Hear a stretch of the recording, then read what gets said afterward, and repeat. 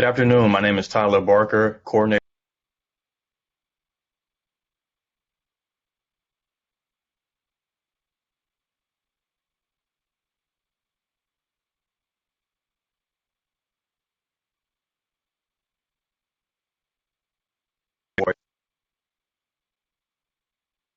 National Hazing Prevention Week. If you have any questions for our members and our guests, please feel free to utilize the Q&A chat. And without further ado, I will turn it over to Janice McKenzie to get us started. Good afternoon, everyone. Thank you so much for joining us, Tyler. Thank you for getting us started. As he mentioned, this is a part of our National Hazing Prevention Week, and we wanted to spend some time today talking to our parents and families about hazing, understanding hazing, how to talk to your student and student safety. And so these are our key points again, examining hazing, how to approach the conversation, what are some of the warning signs. We will hear from our Office of Student Integrity. And then at the end, we will have a Q&A where you can ask us any questions that you may have, and you can feel free to drop those again in the Q&A chat as we go throughout the day. We may try to answer them as we go. If we don't, we will definitely answer them at the end. So I'm going to let the rest of the team who is on here today with me introduce themselves, and then we will get started. Good afternoon. My name is Ronald Mazik, and I serve as the Associate Dean of Students and Director of the Office of Student Integrity.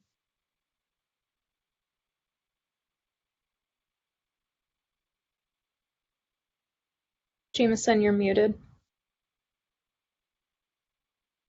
Good afternoon, everyone. You would think we'd be used to this by now after 19 months, but sorry about that. My name is Jameson Keller, and I'm the Assistant Dean of Students and Director of Fraternity and Sorority Life. And again, my name is Shanice Sproul. I'm the Assistant Director for Fraternity and Sorority Life. Hi, everyone. My name is Maddie Smythe, and I am the Coordinator of Fraternity and Sorority Life. Happy to be here. So, as we have said a few times, hopefully within our title of the event, within the RSVP link and everything, you are understanding that this is a part of our National Hazing Prevention Week and the efforts around that. We really do try to emphasize hazing at Georgia Tech. Emphasize hazing. We try to emphasize hazing prevention. Let me be very clear. We try to emphasize hazing prevention and being consistent with our messaging and being consistent with connecting with our students, having educational sessions with them, really explaining what hazing is and how hazing starts, how it shows up, how it continues. We don't want to just say, here's the definition and figure it out on your own. So we really do prioritize National Hazing Prevention Week, which is organized by hazingprevention.org. It is put on every single year. It is the last full week of September. And so you may see posts from different national organizations. You may see some high schools participating, but it is a national effort just to bring awareness around what hazing is and how do we work to prevent it. So again, I just went over this is just bringing awareness to hazing. It's the last full week of September, and it does happen across communities, campuses, and different schools. This is being presented by our Office of Student Integrity and Fraternity and Sorority Life. Hazing doesn't just exist in Fraternity and Sorority Life. We know that it is a topic within our community, so we wanted to put this on for you all. However, it is a conversation that we're encouraging all student organizations, all departments across campus to have. So again, why do we emphasize hazing prevention? One, because it builds over time. We understand that students just don't wake up tomorrow and get this bright idea of hazing. It typically starts with small incidences. It typically starts from tradition. This is what we've always done, and we'll talk a little bit more about that snowball effect and kind of the three components around hazing. Again, it's not just a fraternity and sorority life issue, and so we have to be consistent with the messaging of prevention around hazing so that we kind of get rid of that stigma and break down that stigma about hazing. new students come to campus every single year. So we may feel like we're saying the same thing, but our students are just now hearing this. They may have gotten some of that education in high school.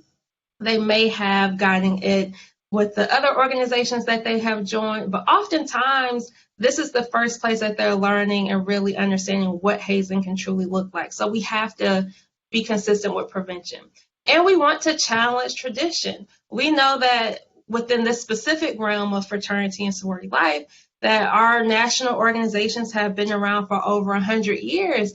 And so a lot of things come up, a lot of traditions and nuances and ideas happen over these years that may not be consistent with the message that we want to send today. So we are constantly trying, again, to talk about it, to bring it to the forefront so that our students are well equipped and know what hazing looks like, and then how to also build that positive team experience that doesn't consist of hazing. So how does Georgia Tech define hazing? So Georgia Tech, within our Student Code of Conduct, says that hazing is conduct, whether on or off institute property, which exceeds the normal expectations of the organizational purpose or mission, and which A, endangers the mental or physical health or safety of the student as a condition of affiliation with a group or organization, and or B, which is sufficiently severe or pervasive enough to interfere with academic responsibility. And so this is just a kind of framework that we will start with as we look at what hazing is and how it is defined.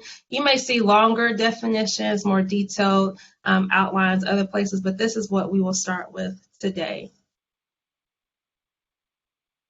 And so again, when we think about hazing, it often starts from that small situation and then it gradually builds over time. And so I think I'm going to pass it over to Jameson at this point. Let me know, and then you can jump on in. Thank you, Janice. And so I'm going to talk a little bit about how a hazing culture can actually take root within an organization. And so on the next slide, you will see that there is sort of three components. And so I often explain this as three legs of a stool. And so obviously, if you take one leg out, the stool is not balanced.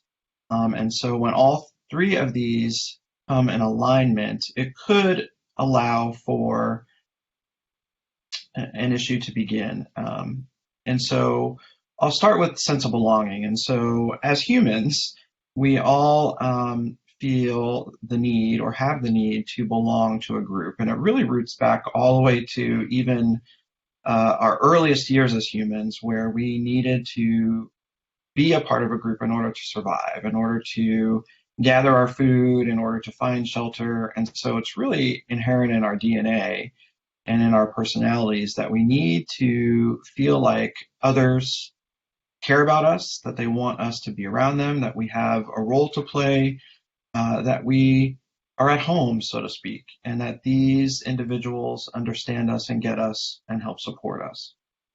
And obviously that in and of itself is a very positive thing. And student affairs professionals like us on the call today take numerous classes on adult development theory, and sense of belonging is one of the main focuses of what we need to be doing in and on college campuses to make sure that students are successful. So in and of itself, sense of belonging, once that is accomplished, that's a very positive thing that helps students succeed. I'm going to skip over prestige and go to rite of passage. Rite of passage, obviously, we all have them and go through them, and it really signifies a transition from one point in our life or status to the next.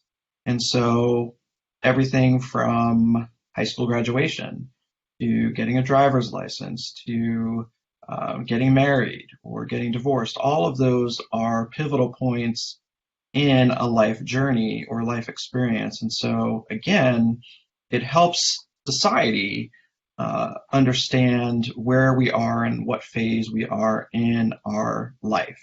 And so again, in and of itself, a rite of passage is a positive thing.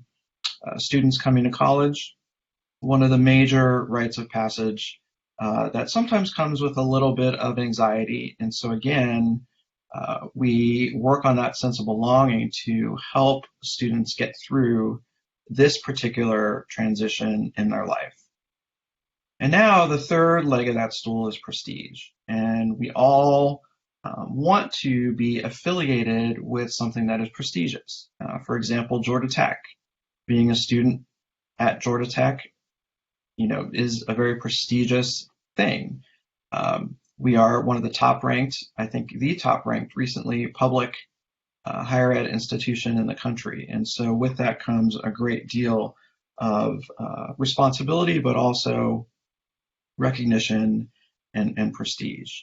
And so where this can go wrong is when students or organizations, the culture within an organization puts too much emphasis on prestige, whether it be wanting to achieve a higher level in a social hierarchy, or whether it be that an individual wants to assume some level of power.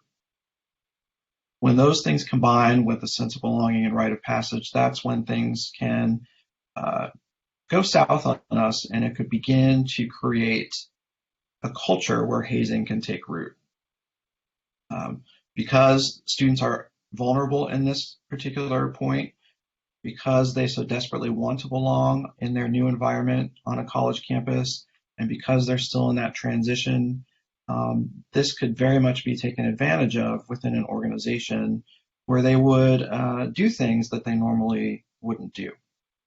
And so that's the foundation and how hazing can take root. The next slide will describe a little bit about what hazing can look like. And of course, this is not by any means an exhaustive list, but it could take form in any one or all of these particular components. Physical, so hitting, paddling, forced calisthenics, sleep deprivation, any of those things of a physical nature, and of course that's the most dangerous. This is where we will see unfortunate cases across the country, particularly when it involves alcohol or other physical activities, that we're now looking at something that is dangerous and can seriously injure or harm an individual. Mental, oftentimes this is in conjunction with physical, or particularly for women's organizations, the mental and emotional components sometimes are at play. Many times they don't do physical, but it's more put downs or jokes or things that could trigger previous traumas or experiences. Virtual is something that definitely happens, and we've experienced in the past 18, 19 months that hazing can still happen even if we are in a virtual format. And so it could be things from cyberbullying to being assigned virtual tasks that could be embarrassing, taking photos, sending photos, even personal servitude. So those are just a few examples. On our website, we have quite a number of more, but we hesitate to just come up with a list because there could always be something that we miss and don't want to just rely on a master list for our students to understand what would be included or classified as hazing. So we often, in conversations and in our educational programs, in order to help our students understand what could be considered hazing, we ask them to ask themselves any of these following questions. Could this be okay if it was on the evening news, or if it was in front of parents or faculty or other campus administrators? How would they feel if that was broadcast live on Facebook or any other social media?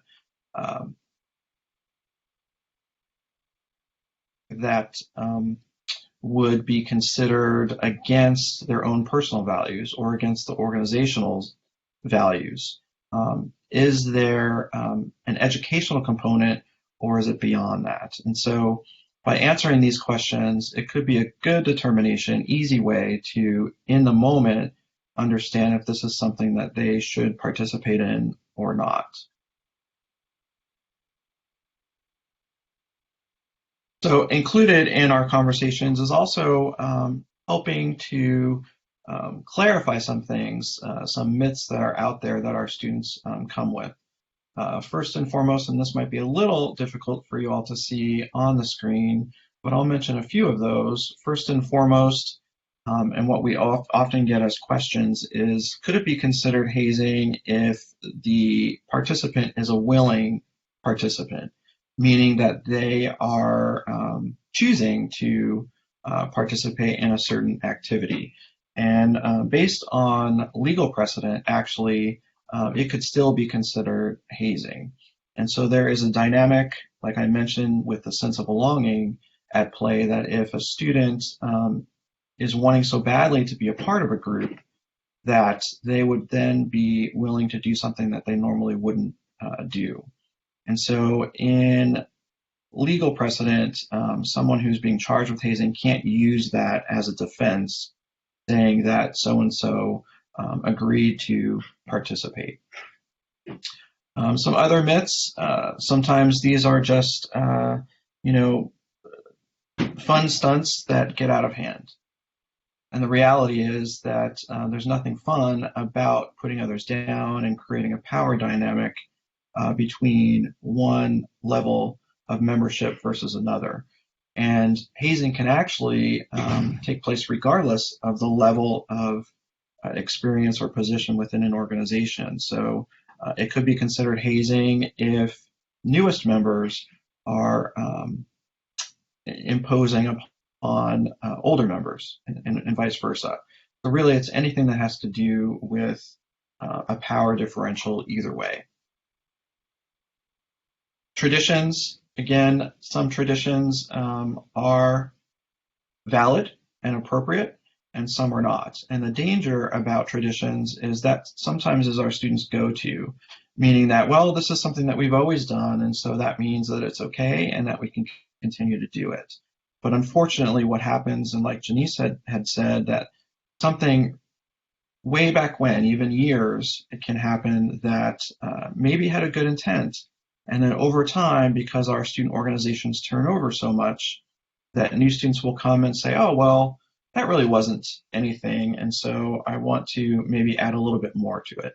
And then over time, this begins to snowball, where we are now in a situation where our perceived tradition is no longer having anything to do with the original intent behind the activity, and it's just snowballed out of control.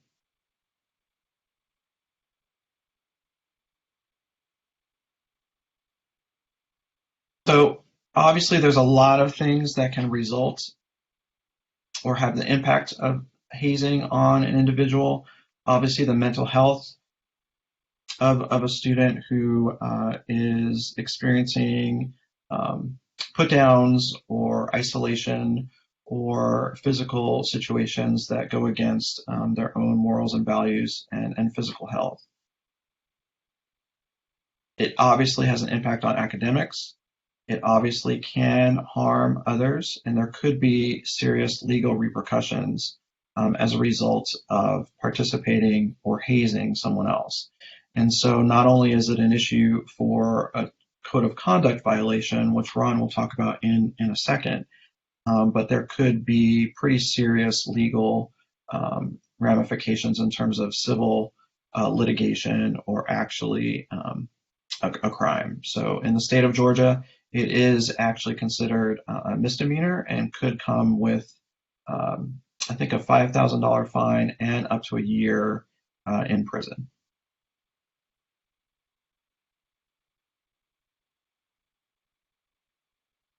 So in order to help clarify what traditions could be appropriate and what isn't, we often use this slide to educate our students in terms of the differences between what is appropriate team building and then what would be not appropriate. And so team building really centers around empowering students and lifting them up to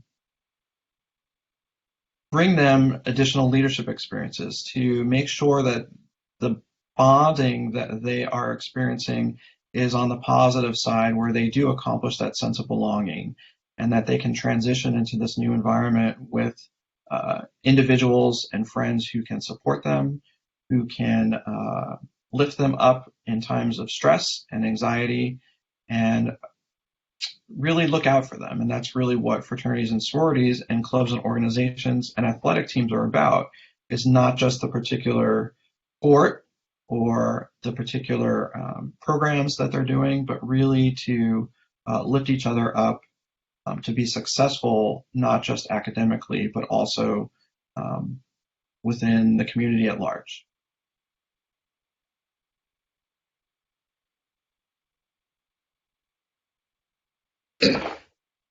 So I'm going to kind of transition over here now from Jameson's portion to kind of arm you as parent and family members.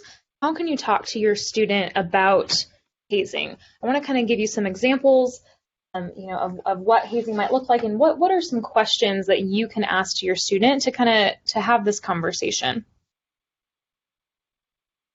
So first and foremost, it's important for you to understand sort of the outline of what it's like to join an organization in a fraternity or sorority.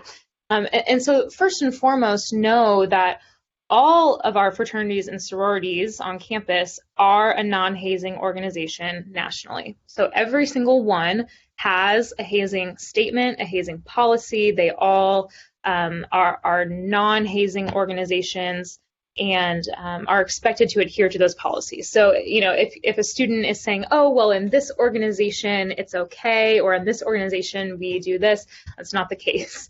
All of our fraternities and sororities are non-hazing organizations, as hazing is against the law in the state of Georgia, which we will kind of go over later in this presentation. So it's also then important to know the campus policy and our state law around hazing. And so we gave you the Georgia Tech policy as how we define it in our student code of conduct at the beginning. We've kind of talked about what some examples of that might be.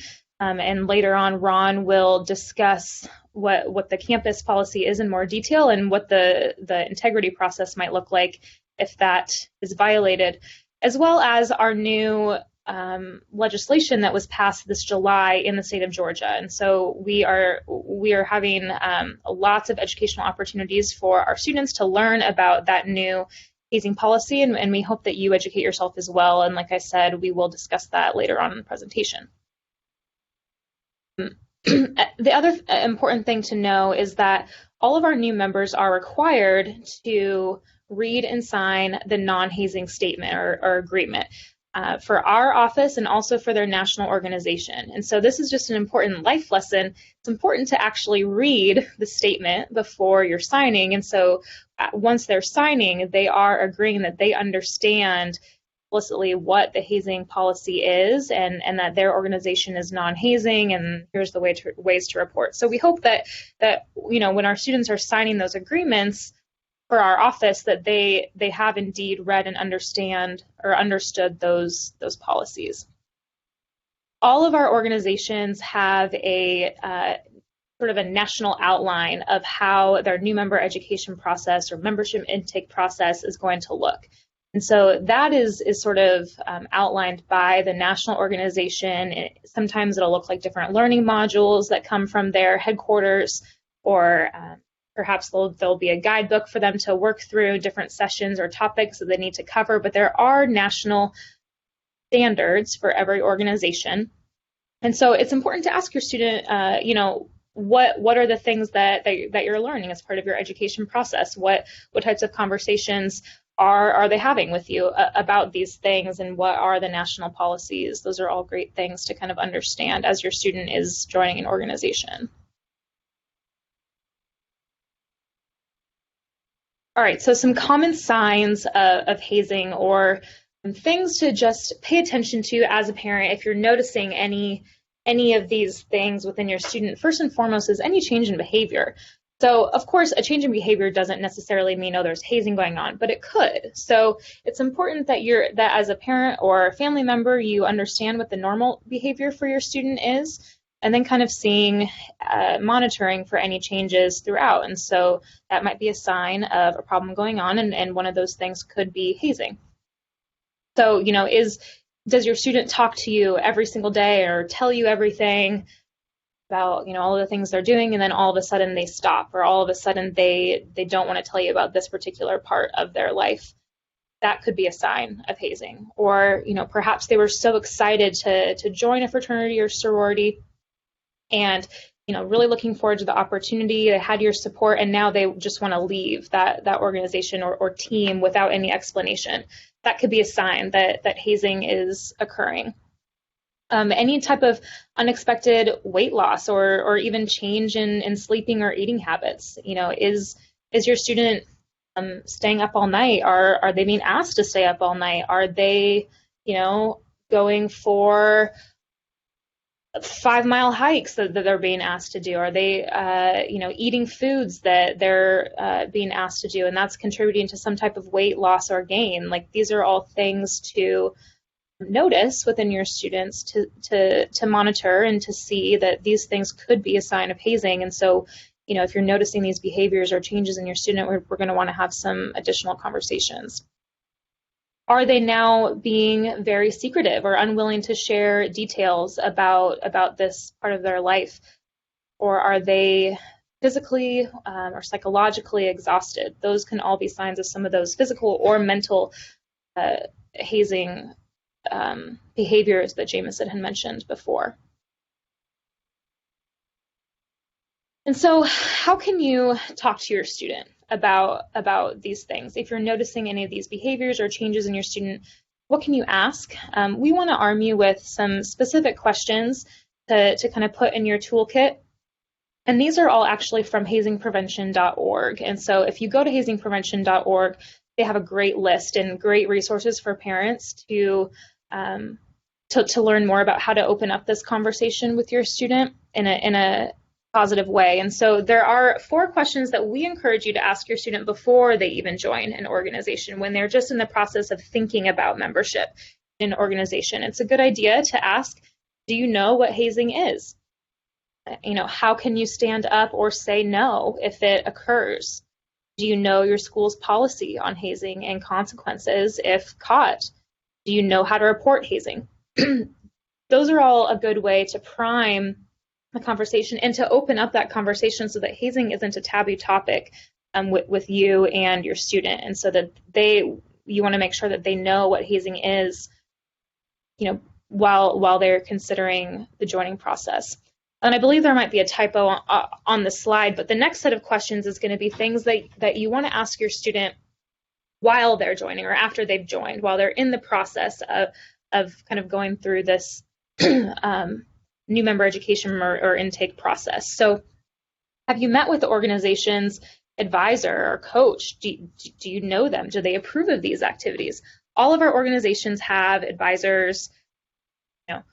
It's important that your student knows who that person is. Are they coming around? Are they around when some of these activities are happening? Is there adult supervision? And do they approve of the activities that the organization is having students do? Like I said, all of our organizations have a national outline of how their education process is supposed to look. The advisors help facilitate that. And so, of course, the advisor would not approve if one of those activities is outside of what the approved intake process is supposed to be nationally. You can ask them, is alcohol involved in any of those activities?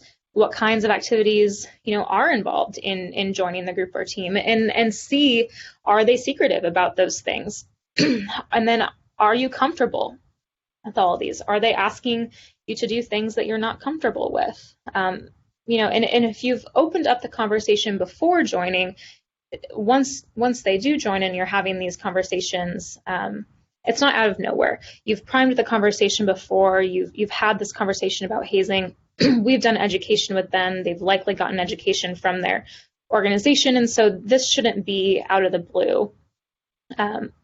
Excuse me. All right, next slide. And so we absolutely want to empower bystanders. We want to empower our students to be active bystanders. and say something if they feel like something isn't right, and to know that if they are saying something, that they are doing the right thing. They could be saving a life, they could be saving a chapter, etc. And so it's important that, you know, if you're unsure if something is hazing, say something, and we can let our professionals decide that, you know, after more investigation. But if something is uncomfortable, or something doesn't feel like it's in line with the values of the organization, we definitely want to hear about those concerns. So, you know, can our students identify what is happening? Can they identify what things are making them uncomfortable, or perhaps their roommate or their significant other, perhaps they're not in an organization, but somebody they know is, and they've noticed changes in behaviors. We want to empower those students just to say something as well, and share their concerns. Gain supporters as well. Oftentimes that might look like another pledge or new member in the class, or their students in a residence hall, to kind of gain support around understanding that what is going on might not be in alignment with what the organization should be valuing. And then we can help consider other activities. So perhaps something that's going on isn't necessarily hazing, but perhaps it's still not in line with the educational purpose that should be happening in the organization. And so we can help consider other activities that might meet that same goal. You know, if we are able to have a conversation. We can only do that if folks are sharing their concerns about things that are going on. And so later on, we're going to talk about different ways to report and to get in touch with us.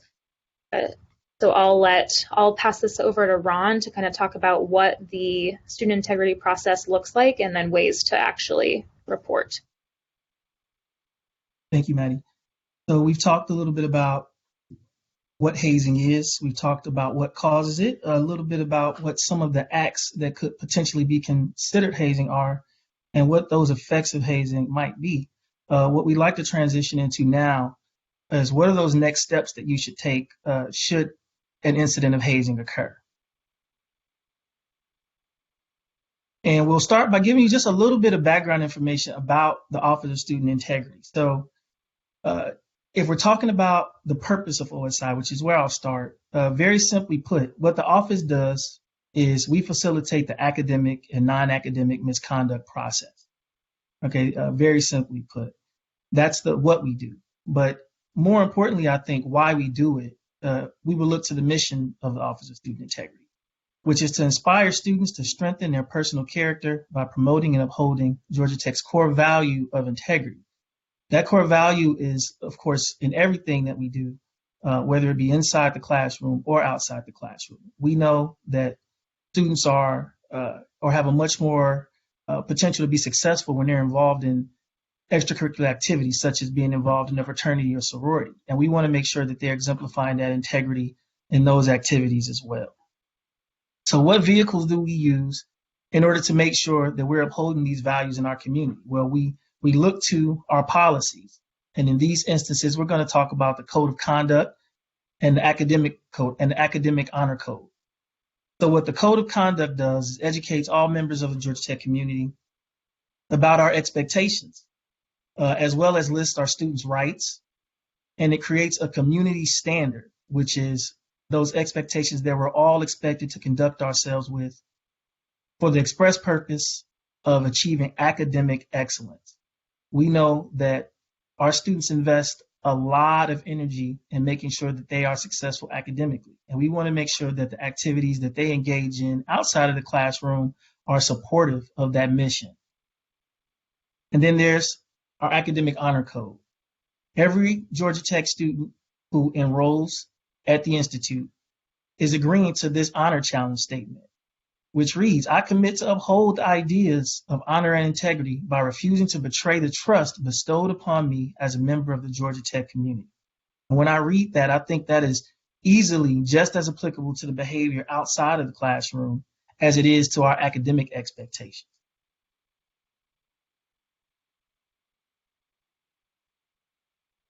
And so the student organization receives something from the office. Here's how you know what's going to happen next. So I'll walk you through the process. Now, understand this is an overview. This is a very nuanced process, and so there may be some details that aren't included here, but I will try to give you a brief summary. The very first thing when we receive a notice in the Office of Student Integrity is we want to reach out to the organization. The chapter president is considered the official point of contact for the organization, and they're going to receive a notification email, which is going to require that they schedule a meeting with the office within 5 business days. If it is something of a more serious nature, or if the student organization has history, the notice that they receive will be considered a notice of investigation, which constitutes a more serious level of review that's being done by the institution. So once they receive that, they've scheduled the meeting, they'll come in. Typically, we'll meet with, again, the chapter president, as well as any advisor that they select, which is usually a representative of their national or regional office or chapter advisor. And the first thing we're going to do is we're going to walk through the due process right. Organizations, just like individual students, have due process rights under the Code of Conduct, and we want to make sure that they're aware of what those rights are. And then we're going to talk about the resolution options, which are the number of ways in which a matter can potentially be resolved. There are three manners of resolution under the Code of Conduct. The first is informal resolution, which, as you can see, is not applicable to all instances. If an organization or individual elects informal resolution, those matters are not appealable. The second and most common method of resolution is administrative resolution, which basically means that the organization is agreeing to allow a representative of the Office of Student Integrity to resolve that matter. And then lastly is elected to go to a student conduct hearing panel. In a situation where there is a notice of investigation, typically once the investigation process is facilitated, we'll generate an initial report. We'll share that initial report with the chapter president and advisors. They'll then be given 5 business days to review and respond, at which point we'll create the final report and we'll share that with the chapter, and we'll turn it over for them to elect how they would like to have that matter resolved. Once the matter has been resolved, again, either through administrative resolution, informal resolution, or a conduct hearing panel, that organization will receive an outcome letter in writing. So usually through an email address, preferably a Georgia Tech official email address. And at that point, the organization, again, similar to individuals, has the right to appeal. If it is a matter that has not resulted in suspension or expulsion, there's only one level of appeal, and that goes to the Associate Vice President and Dean of Students. If it is a matter where an organization has been suspended or had their charter revoked, that organization can appeal to the president of the institute, and then the next level of appeal would be to the Board of Review.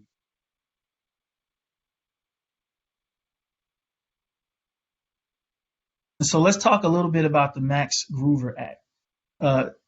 Several of our panelists have already referenced the fact that hazing is now considered a criminal misdemeanor in the state of Georgia, punishable by up to a year in jail and a $5,000 fine. The Max Groover Act became effective as of July 1st of this year. And essentially what that does is it bans student organizations, including fraternities and sororities, from subjecting students as a condition of membership from performing any act that could endanger a student's physical health. And so, again, with that, you can see that the stakes around this sort of behavior have definitely risen. And now there could, in addition to institute policy violation, be the violation of a criminal act, which could, of course, lead to a lot of different involvement in potential criminal or civil litigation. In addition to that, the university now has some specific publishing requirements. So when an organization is found responsible, within 15 days of that finding of responsibility, we have to publish that finding on our website. And so the Office of Student Integrity's website does house that information. This is also applicable to any criminal convictions that occur as a result of hazing being violated. And so I think that it's really important for individual students, student organizations, and our fraternity and sorority life community to be aware of these changes to Georgia law and some of the requirements that the Institute now has as a result of that. So how do you report hazing? There are several ways for anyone who is made aware or suspects that hazing might be taking place to report to the Institute. You can report directly to the Division of Student Engagement and Wellbeing. It's a very large division with a number of offices that you can contact who, if they don't know exactly how to report themselves, they can direct you to the appropriate office. You can, of course, report to Fraternity and Sorority Life. You'll see the resources for that on the next slide, I believe. We, of course, would like you to report directly to the Office of Student Integrity. You can visit our website. There's a referral link in the top right corner where you can report directly into the portal. If you would like to report anonymously, you can report through Ethics Point, and the link for that is displayed there. We also have a hazing hotline, 1-888-NOT-HAZE, that you can also report to. And then lastly, if you'd like to go directly to the organization, you can visit the organization's website and report directly to that national organization.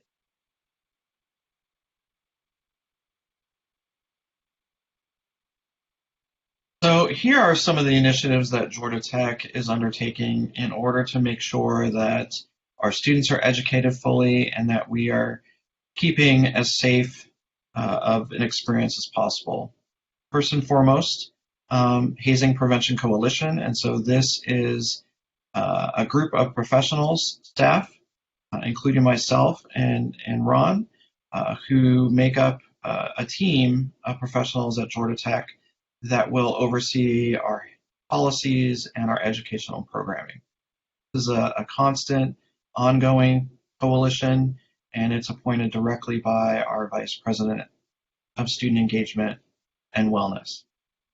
As you've already learned, we participate in National Hazing Prevention Week. Of course, that does not mean we only cover this topic this week, but we do put a large emphasis in getting to as many students and organizations as possible during this week.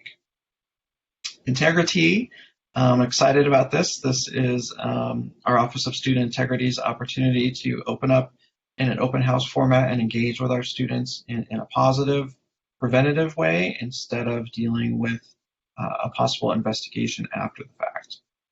And we, of course, have one-on-one advising. We all meet with each fraternity and sorority president on a monthly basis, and we connect with them to make sure that, again, they are following their own national expectations as well as the expectations of our Code of Conduct and Georgia Tech.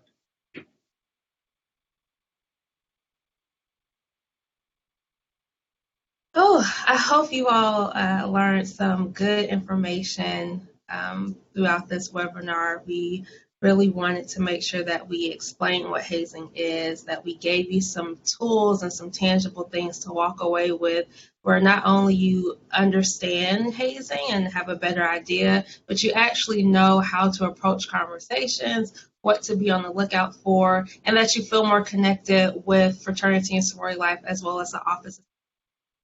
So thank you all so much for joining us today. We have listed our contact information, so if you ever want to get connected with us, we also do other things besides hazing, so if you ever just want to connect with our offices, here's our mailing information, our emails, and our phone number. So we have about 15 more minutes, so I'm going to give it back over to Tyler, and he will lead us through a Q&A session. Again, if you have questions, please feel free to drop them in the chat. Thank you so much, Janice, and also just thank you to the other panelists for presenting about your respective department or entity. We'll get started with a couple questions. I see we already had one question in the chat and it's already been answered, so definitely keep those rolling in. But we do have a couple preset questions as well. So the first question, any of our panelists can take this. Is hazing an issue at Georgia Tech?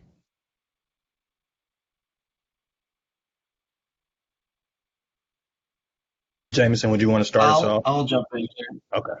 Yep, I'll start us off. Unfortunately, hazing exists in many places, not just higher education, but in businesses, in high schools. In fact, research has shown that many of our students, unfortunately, have experienced hazing as early as middle school. And so sometimes they aren't even aware that those activities were considered hazing. And so we do make sure that we are transparent with our efforts to hold organizations accountable. And so you will see on the Office of Student Integrity's website that there is a listing of all student clubs and organizations who have violated our code of conduct. And those, I believe there's 1 or 2 organizations on there now that have been found responsible for hazing. We take that very seriously, and there's serious repercussions all the way up to possible expulsion of the organization from campus. Great. Thank you so much, Jameson. The next question that I have is for Ron. Just for any parents and family members who may be, having a student going through this process, unfortunately, will this ruin my student's career? Can they get a job after graduation? Can they pursue a master's degree? Talk about, just the ramifications around someone going through the investigation process. Thank you, Tyler. So typically, in terms of the interaction with the Office of Student Integrity, if there is a report of hazing, we're most likely investigating the organization, right? And so there may be some unique instances where individuals also have outcomes. We do kind of have a formula where we weigh, is this individual behavior versus organizational behavior? Where we're talking about hazing, though, we're more often than not dealing with an organization. So in those situations, you may find that individual students may not be impacted beyond, going through the process themselves, beyond what the organization receives. Where it becomes a little different now is the fact that hazing is also considered a criminal misdemeanor in the state of Georgia and could potentially have criminal outcomes. So particularly for some of those more serious infractions, when that information is gathered by the Georgia Tech Police Department or the jurisdiction in which the incident occurs, there could be potential criminal outcomes as well, which could, impact a person's ability to apply to graduate school, or if they're talking about applying to a particular job and they need background checks, information such as that, it could have potential impact. So I think that that's why forums such as this are so important, where we're able to educate not only our students, but our parents, our family, our partners about this information, so that students are hearing this from multiple sources. We all know that sometimes they may not want to listen to us, right? But when they are getting the information from those closest to them, the hope is that they'll be more inclined to hear them out. Thank you, Ron. Next question for the panelists. What would you say to any parents who may have experienced Greek life in the anytime between the 70s, early 2000s, where things perhaps were different in the landscape of college, fraternity and sorority life? What would you say to that if they were to say, this made me better in comparison to where we are now and as the times have changed? See, I can jump into this one, and then if Ron or Jameson want to join in, who may have joined back in those times, feel free to add. But I would say to those parents, thinking about everything that is also included in where we are right now. So when we are having conversations about mental health, when we're talking about the added pressures of graduating college on time, and when we're thinking about social media and just the added stress of our current present day, on top of, your glamorizing a hazing experience, they aren't just dealing with that one particular experience. They're also dealing with everything on top of that. So that's the first thing I would say is, are we really judging at the same gauge? Are we looking at it through the same lens, or was the lens slightly different from the 70s to early 2000s versus what it is now?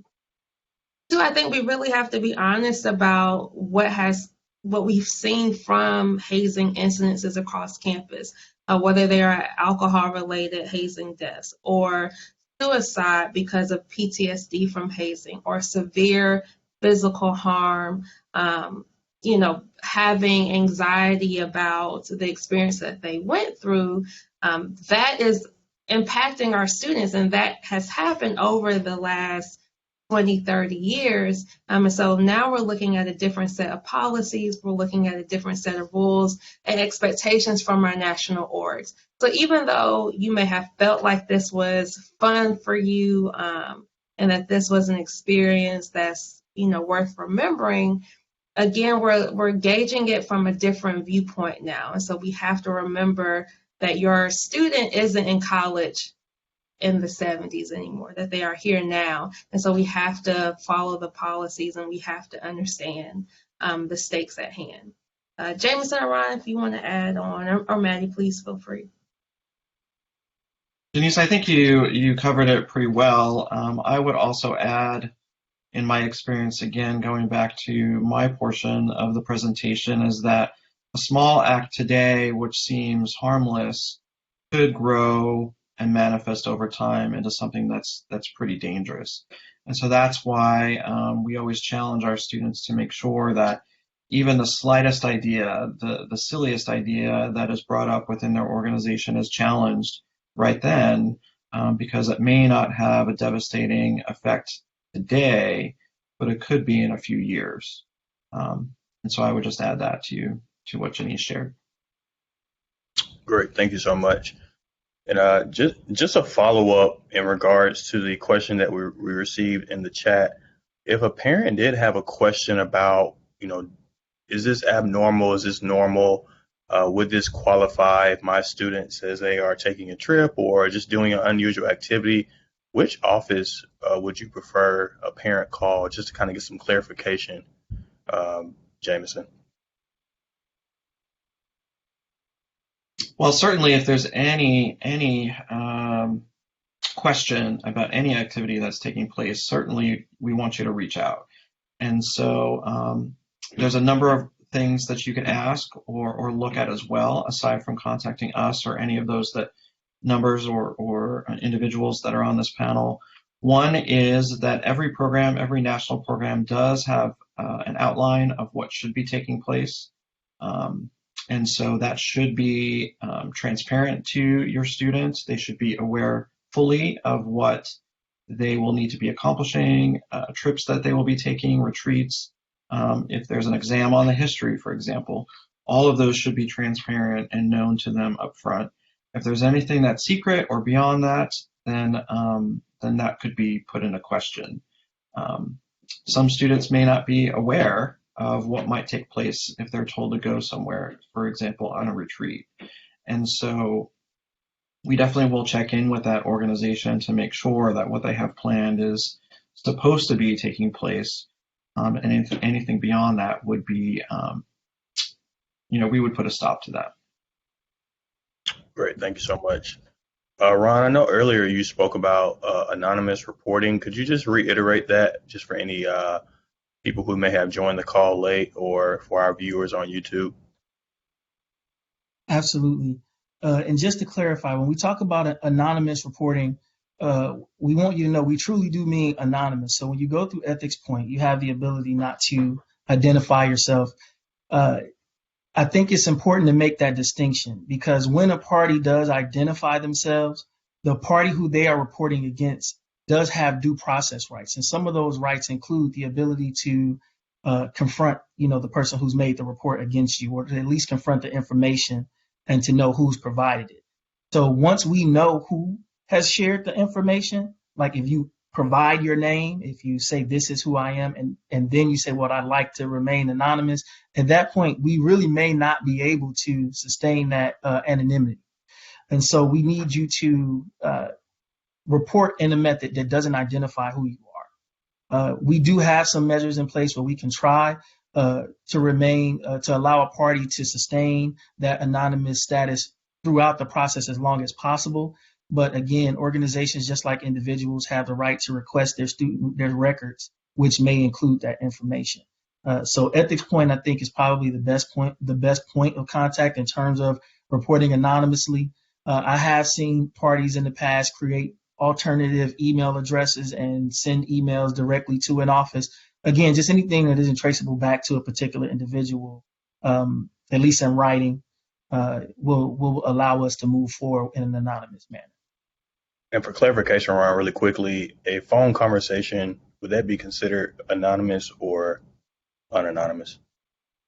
If it's a phone conversation during which the party identifies themselves, if we're going to move forward with that, then that could potentially not be considered anonymous.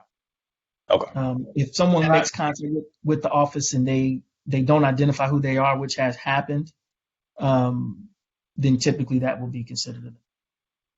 What I would add for everyone is if the choice is to be anonymous, we would hope that you would provide as much detailed information as possible. We might not be able to act upon an anonymous call that just says this organization is hazing.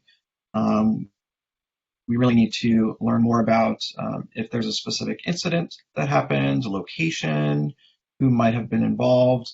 All of those will help us in the investigative process and hold those accountable when deemed appropriate.